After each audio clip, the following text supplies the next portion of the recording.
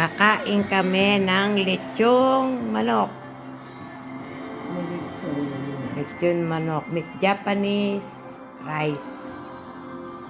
Meron pa siyang mangga pinagoongan.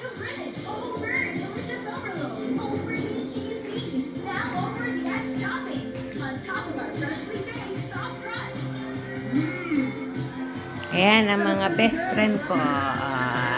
Lahat sa Japan.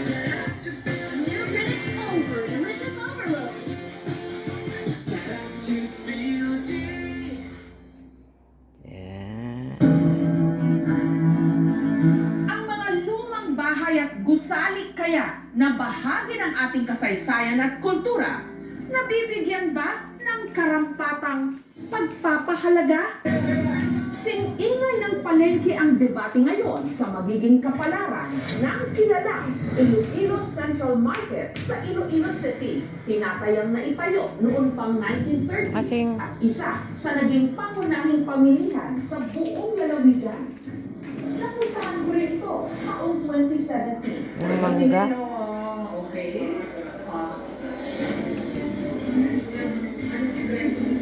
Ang bango. Pero sa ngayon, dahil hindi na raw ligtas ang gusali, ang Iloilo City Cultural Heritage Conservation Council at ang city government, sa halip na ito'y i-renovate, tuluyan na nila itong i-demolish para sa mas ligtas at moderno nilang palengke. Mas maganda yung demolish gawa ng dati, talagang sira-sira na. Nagulat nga kami bakit lahat na naubos na nila. Pati sa puso ng Maynila, napapanahong pag-usapan ngayon ang kalagayan ng iba pang mga luma pero makasaysayang mga istruktura na hindi lang niluma ng panahon, tila Lechong nakalimutan manok. na rin ng kasalukuyang mga henerasyon. Saksi ito